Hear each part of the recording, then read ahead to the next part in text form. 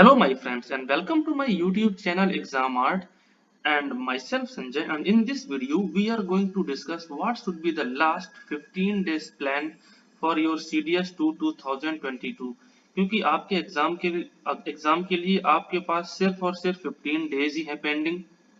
और इन 15 डेज में आप आसानी से अपने इंग्लिश और जीएस स्पेशली, क्योंकि मुझे इंग्लिश और जीएस के बारे में काफी अच्छी जानकारी है इस एग्जाम्स के पर्सपेक्टिव में, तो मैं आपको बता सकता हूँ कि आप आसानी से इन 15 डेज में दोनों ही पेपर में 10-10 मार्क्स, ओवरऑल 20 प्लस मार्क्स आसानी से इंक्रीज कर सकते हैं। इसीलिए आपको लास्ट 15 डेज में क्या अप्रोच रखनी है, ठीक है। और लास्ट के जो 15 डेज होते हैं इनमें सबसे मेन होता है कि प्रायोरिटी देना कि आपको कौन सा सब्जेक्ट कहाँ से और कितने कितने से कम टाइम में और मैक्सिमम आउटपुट के साथ पढ़ना है। ये फर्स्ट प्रायोरिटी आपकी पीवाईक्यू होने चाहिए इस टाइप से। तो मैं यही सब इस वीडियो में डिस्कस करूंगा, तो थोड़ा सा आप लोग इस वीडियो को पूरा देखें। और मैं इस वीडियो में सेफ स्कोर क्या रहेगा और आपको कितने क्वेश्चन अटेम्प्ट करने चाहिए, ये दोनों चीजें बताऊंगा, तो आप इस वीडियो को लास्ट तक जरूर देखें, ठीक है। चलिए स्टार्ट करते हैं। जैसे कि इंग्लिश का पेपर, सीडीएस के एग्जाम में इंग्लिश का paper one of the most important and most scoring paper होता है। आप आसानी से इसमें 70 प्लस मार्क्स, मतलब कि 85 प्लस क्वेश्चंस नेट सही कर सकते हैं, ठीक है। अब सबसे पहले इंग्लिश में मैं ये मान के चल रहा हूँ कि देखो दो दो टाइप्स के होते हैं कैंडिडेट। पहला जो इस एग्जाम को पहली बार दे रहे हैं और दूसरा जो इस एग्जाम को 1 से 2 बार इसके पहले दे चुके हैं, तो उनको एक थोड़ी सी इस एग्जाम के बारे में वो समझ है कि इस एग्जाम में कैसे पूछता है, किस टाइप के क्वेश्चन आते हैं। और अगर आपने इस एग्जाम्स के लिए सीडीएस के लिए कुछ नहीं पढ़ा है तो आप इस वीडियो को छोड़ दें, आपका इसमें कुछ नहीं होने वाला। मैं ये मान के चल रहा हूँ कि आपने हाँ अच्छे से इस पेपर के लिए 2 से 3 मंथ प्रिपरेशन करी है, तो अब लास्ट के 15 डेज अप्रोच क्या होनी चाहिए वो मैं आपको बता रहा हूँ। और अगर आपने कुछ भी नहीं पढ़ा है तो फिर आप जाने आपका क्या होगा। सबसे पहले इंग्लिश में पीवाईक्यू, आप इन 15 डेज में डेली एक पीवाईक्यू उठाएं और सॉल्व करें, उसमें उसको सॉल्व करें और उसके जो आंसर की उस आंसर की से मैच करें, ठीक है।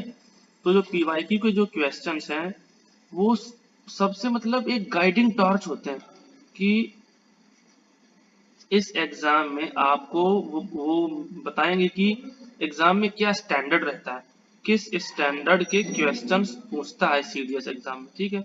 तो आप एटलीस्ट 5 to 10 years के क्वेश्चन अगर आप सॉल्व कर पाए तो जरूर करके जाएं। पीवाईक्यू तो भाई एकदम मस्ट है, स्टार लगा लो आप, स्टार। ये क्वेश्चंस तो आपसे इसमें क्वेश्चंस आएंगे, इससे आपकी डायरेक्टली और इनडायरेक्टली हेल्प जरूर होगी। तो आप इंग्लिश के जो पेपर है सबसे पहले आप इन 15 डेज में डेली एक पीवाईक्यू सॉल्व करें। इसके बाद रीअरेंजिंग जो होते हैं इनकी आप प्रैक्टिस करें, ये सबसे हाई स्कोरिंग होते हैं। इसमें आपको 10 क्वेश्चंस आते हैं तो 10 आउट ऑफ 10 आसानी से आप ला सकते हैं, ठीक है। तो आप जो PQRS है पीवाईक्यू से या किसी के आपने जो मॉक लिए हैं प्रैक्टिस सेट से आप जरूर सॉल्व करें पीवाईक्यू। एंड S1 S6 इसमें 8 से 9 क्वेश्चन आप आसानी से बना सकते हैं। एंड फ्रेजल वर्ब्स बहुत ही कम है, बहुत ही कम फ्रेजल वर्ब है, जैसे बहुत होंगी बहुत ज्यादा होंगी 100, वो ये बहुत मोस्ट इम्पॉर्टेंट है। ये हर एक एग्जाम में सीडीएस की पूछी जाती हैं। तो आप फ्रेजल वर्ब 2 घंटे बैठ के आराम से उनका एक टाइप का मतलब रट्टा मार लो। कोई भी बुक हो आपके पास उसमें जो 100-150 फ्रेजल वर्ब, जो 100-150 फ्रेजल वर्ब्स हैं आप उनको याद कर लो, एकदम बिल्कुल रट्टा मार लो। और पार्ट ऑफ स्पीच, पिछले 3 साल से सीडीएस के हर एक एग्जाम में पार्ट ऑफ स्पीच आ रहा है। तो पार्ट ऑफ स्पीच का मतलब है कि जैसे कि एडजेक्टिव, एडवर्ब, ये इनको सिर्फ आपको पहचानना होता है। तो आप अगर 2 घंटे भी पार्ट ऑफ स्पीच को सही से फोकस कर दोगे, 2 घंटे, मतलब कि noun, pronoun, adjective, adverb words दिए हुए होते हैं, तो उसमें आपको बताना होता है कि एडवर्ब है कि एडजेक्टिव है। जैसे कि अगर आपको आदेश दिया गया हुर्रा, अब हुर्रा क्या है तो आपको ये बताना चाहिए हुर्रा क्या है। अब हुर्रा है इंटरजेक्शन, तो आपको पता होना चाहिए हुर्रा इंटरजेक्शन है। जैसे कि आगे एब्रप्टली, एब्रप्टली एक एडजेक्टिव है, ऐसे आपको बस पहचानना है। तो आपके पास पाथफाइंडर की बुक हो या कोई भी बुक हो, पाथफाइंडर में काफी अच्छे से दिए गए हैं, आप उसमें बस देख लें, 2 से 3 घंटे में आपके ये सारे कंप्लीट हो जाएंगे, बेसिक बेसिक। ठीक है, तो आप ये जो एरियाज है ना, ये आपके टॉप टॉप में होना चाहिए, क्योंकि ये सबसे ज्यादा मार्क्स और सबसे कम कम मेहनत में सबसे ज्यादा मार्क्स आपको देंगे। इसीलिए जो ये चीजें हैं, जैसे कि क्लोज टेस्ट में ज्यादा कुछ नहीं होता, बेसिक आप इंस्टिंक्ट पे भी जा सकते हैं कि यार इसमें तो ये हमको ऐसा फील आ रहा है, तो आप फील पे भी अगर आप जाएंगे तो मोस्टली क्वेश्चन आपका सही होगा। तो इंग्लिश में आपको इतनी चीजों की सबसे टॉप प्रायोरिटी देनी है। इसके बाद आपको जो रूल्स हैं ग्रामर के, जैसे कि spotting the error, spotting the error में ये होता है कि आप मेहनत करोगे तो आपको काफी टाइम लगता है, काफी आपके कॉन्सेप्ट की क्लियरिटी होनी चाहिए। अब लेकिन लास्ट की 15 डेज में आप ज्यादा रूल्स को मतलब अ, रट नहीं सकते हो। ठीक है, इसीलिए स्पॉटिंग द एरर के जो क्वेश्चन हैं आप उनको देख के जाएं, लेकिन लास्ट प्रायोरिटी रखें। इंग्लिश में अगर आप इतना करके जाएंगे तो आप आसानी से 80 या 85 प्लस क्वेश्चन सही करके आएंगे। ठीक है, और अभी मैं आपको यहीं पर मैं बता देता हूँ कि आपको इंग्लिश के पेपर में कितने क्वेश्चन अटेम्प्ट करने चाहिए। मैं ये मान रहा हूँ कि आपकी एक्यूरेसी एवरेज है, ज़्यादा हाई नहीं है, तो आपको एटलीस्ट 110 प्लस क्वेश्चन इंग्लिश के पेपर में अटेम्प्ट करके आने चाहिए। इंग्लिश के पेपर में मैक्सिमम अटेम्प्ट आप करोगे तो उससे आपको मैक्सिमम बेनिफिट मिलेगा। अगर आपके कुछ क्वेश्चंस नेगेटिव मार्किंग में भी चले जाते हैं तो कोई बात नहीं, लेकिन अगर आप मैक्सिमम अटेम्प्ट करके आओगे, मैं तो 120 में से 120 अटेम्प्ट करके आता हूँ और मेरे काट पीट के 80-82 क्वेश्चन हर बार सही हो जाते हैं। तो ये मेरी जो स्ट्रेटजी है, मैंने इस एग्जाम को 5 बार दिया है और 5ों बार ही इस एग्जाम को क्वालिफाई किया है। और आपके साथ मेरा भी एग्जाम है, 4 तारीख को मेरा भी एग्जाम है। तो ये स्ट्रेटजी एकदम ट्राइड एंड टेस्टेड है, आपको इससे जरूर हेल्प होगी। तो आप 110 प्लस क्वेश्चन जरूर अटेम्प्ट करके आए, जिसमें आपको कोई भी ऑप्शन एलिमिनेट नहीं हो रहा हो, आप वो जो है आप उनको छोड़ दें। और जैसे कि मैंने देखा है कि लास्ट में कुछ लोग बस वोकेबलरी का वो मारते रहते रट्टा, आप देख लें, लेकिन ज्यादा टाइम इन्वेस्ट ना करें इसमें, क्योंकि वोकेब्स बहुत इमेंस है, वो कहीं से भी आपको पूछ सकता है। जो भी पीवाईक्यू है या पीवाईक्यू है, पीवाईक्यू से आपकी वोकेबलरी काफी कंप्लीट हो जाएगी 5। ठीक है, अब आते हैं जीएस में। जैसे कि जो जीएस का जो पोर्शन है, ये सबसे टफ होता है। सीडीएस के एग्जाम में जीएस में स्कोर लाना काफी टफ है। तो जीएस में भी आपको डेली एक पीवाईक्यू में करनी है आपको रिवर्स इंजीनियरिंग। वो कैसे? जैसे कि 4 ऑप्शन दिए गए हैं, 1, 2, 3 एंड 4। तो जो राइट आंसर है उसके बारे में तो आपको देखना ही देखना है, लेकिन जो 3 ऑप्शन और दिए गए उनके बारे में भी देखना है। ठीक है, जैसे कि आपको दिया गया है काजीरंगा, मानस और केबुल लैमजाओ नेशनल पार्क, और कोई भी एक और ले लो, जैसे कि कतरनिया घाट यूपी। तो आप जो कि अगर राइट आंसर है, जैसे कि मान लीजिए काजीरंगा, उसके बारे में आप देखो, और जो ऑप्शन में 3 दिए गए इनके बारे में भी देखो।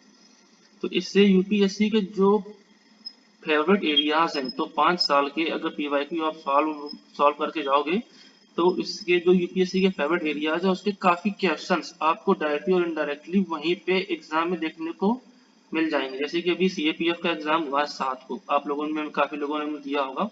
तो इसमें जो पीवाईक्यू के जो क्वेश्चन है ना, डायरेक्टली पूछे गए हैं, मतलब कि डायरेक्ट साइंस के जो क्वेश्चन है उसी टाइप के जो क्वेश्चन है, जो यूपीएससी की फेवरेट एरियाज है उससे जो हमको हर बार पूछता है, तो उससे आपको एक पता हो जाएगा कि हाँ ये एरियाज है, यूपीएससी यहाँ से पूछेगा। ठीक है, तो आपको पीवाईक्यू और साइंस, साइंस के 30 प्लस क्वेश्चन आते हैं भाई, डायरेक्ट एनसीईआरटी की 9th एंड 10th की बुक है। आप 2 दिन अगर एक बुक को पढ़ोगे, 9th की 2 दिन और 10th की 2 से 3 दिन, डायरेक्ट क्वेश्चन मिलेंगे। 30 क्वेश्चन में से 25 क्वेश्चन डायरेक्ट मिलेंगे। आप इन 2 बुक्स का अगर आपने एक बार भी नहीं पढ़ी है तो भी मैं आपको रिक्वेस्ट करूंगा कि आप पढ़ के जाएं। 2 से 3 दिन में एक बुक खत्म हो जाएगी, लास्ट की 15 डेज है, ये बुक आप स्किप नहीं कर सकते। ठीक है, और अब जैसे पॉलिटी है, पॉलिटी में 10 चैप्टर, बस 10 चैप्टर लास्ट की 15 डेज में, इनका सबसे मैक्सिमम टाइम्स आप रिवीजन करें। जैसे कि मैं आपको, आप लोग मतलब नोट कर लीजिए, fundamental right, fundamental duties, making of constitution, high court, supreme court, president, parliament, attorney general, NHRC, UPSC, बस इतने जो चैप्टर हैं ये आप कंप्लीट करके जाइए। ये बस क्वेश्चन जो आएगा 80% क्वेश्चन पॉलिटी में यहीं से आता है। BPSP, fundamental right and fundamental duties तो बिल्कुल रट्टा मार लो। और हाँ, एक और प्रीएम्बल, सॉरी प्रीएम्बल, ये जो 8-10 चैप्टर हैं इनको आप बिल्कुल रट लो। डायरेक्ट क्वेश्चन पूछते हैं, सीएपीएफ के एग्जाम में भी इन्हीं चैप्टर से डायरेक्ट क्वेश्चन आए हैं। अब हिस्ट्री में सिर्फ और सिर्फ जो 3 बुक्स हैं थीम्स की, एक बुक को पढ़ने में टाइम लगेगा 1 से 2 दिन लास्ट टाइम में, अगर आप 10 घंटे डेली पढ़ रहे हैं तो ये थीम्स की तीनों book, ancient, medieval and modern, तीनों बुक देख के जाएं, सिर्फ और सिर्फ आप यही बुक पढ़ के जाएं। हिस्ट्री में और कुछ भी ना पढ़े, ना स्पेक्ट्रम, ना विपिन चंद्रा, कुछ नहीं। ये थीम्स की 3 बुक, सारे के सारे क्वेश्चन, 100% क्वेश्चन आपको इन्हीं तीनों बुक से मिलेंगे। चाहे वो सीएपीएफ का एग्जाम हो, चाहे वो सिविल का एग्जाम हो, चाहे सीडीएस का एग्जाम हो, हिस्ट्री के सारे क्वेश्चन इस टाइम 1-2 साल से इन्हीं तीनों बुक से आ रहे हैं और कोई और सोर्स नहीं है। ज्योग्राफी में लास्ट की 15 डेज में लैंड फॉर्म वाला जो चैप्टर है, land form, climate and soil वाला जो है, जो चैप्टर है जिससे वो डायरेक्ट पूछता है, रिवर्स और झुम, झुम कल्टीवेशन कहाँ पे होता है, उसको किस नाम से मतलब बुलाते हैं, and plain, plateau and river, ये जो 6-7 चैप्टर है ये आप देखें, एक दिन में हो जाएगा आपका, एक दिन में। अगर आपने इससे पहले 1 या 2 बार इन चैप्टर्स को आपने अगर पढ़ा है तो आपका एक दिन में हो जाएगा, ठीक है।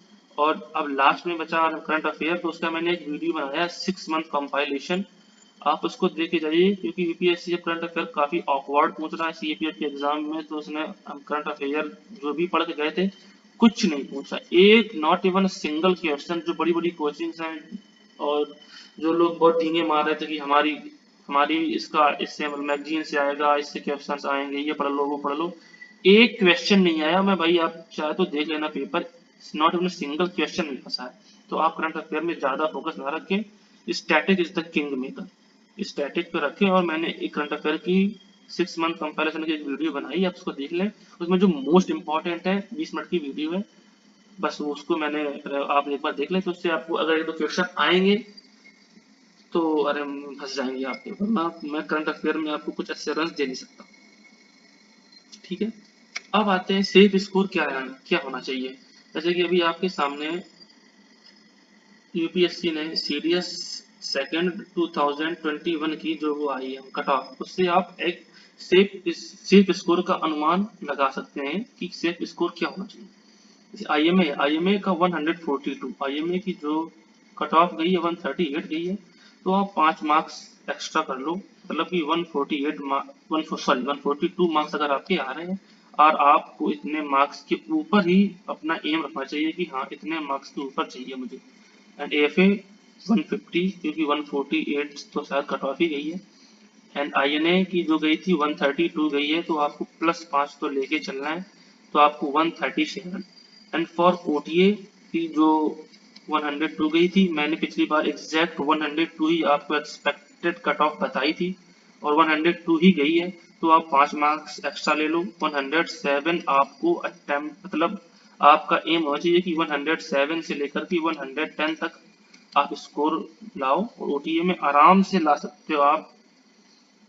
50+ क्वेश्चंस आप जीएस में सही कर सकते हो और 85+ क्वेश्चन सही इंग्लिश में कर सकते हो, आराम से आपके 110 मार्क्स आ जाएंगे।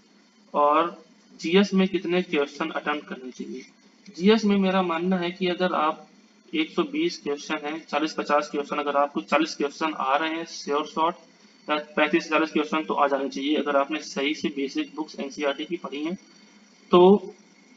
और फिर आप देखिए एलिमिनेशन, मैंने एक एलिमिनेशन का वीडियो बना रखा है, आप मेरे उसमें जाएंगे चैनल में, डायरेक्ट उसमें लॉजिकल एलिमिनेशन टेक्निक्स, कैसे एलिमिनेट करते हैं, तो आप इसको एक बार देख लें, उससे आपको इमेंस हेल्प होगी इस वीडियो से। ठीक है, तो लॉजिकल एलिमिनेशन, अगर आप कोई भी ऑप्शन के कोई भी क्वेश्चन है, मान लीजिए उसकी आपने दो ऑप्शंस को एलिमिनेट कर दिया कि ये दो तो नहीं होंगे, तो आपको वो क्वेश्चंस का अटेम्प्ट लेना है। ठीक है, और मेरे हिसाब से तो आपको फिर भी 90 प्लस क्वेश्चन अटेम्प्ट करके आने चाहिए जीएस के पेपर। ठीक है, and please like share and subscribe to my YouTube channel and happy Independence Day. Thank you for watching exam art. कोई आपकी क्वेरी हो तो आप बताइए, कोई आपको लास्ट टाइम हेल्प चाहिए हो तो आप बताइए, मैं आपको जरूर से जरूर हेल्प करूंगा।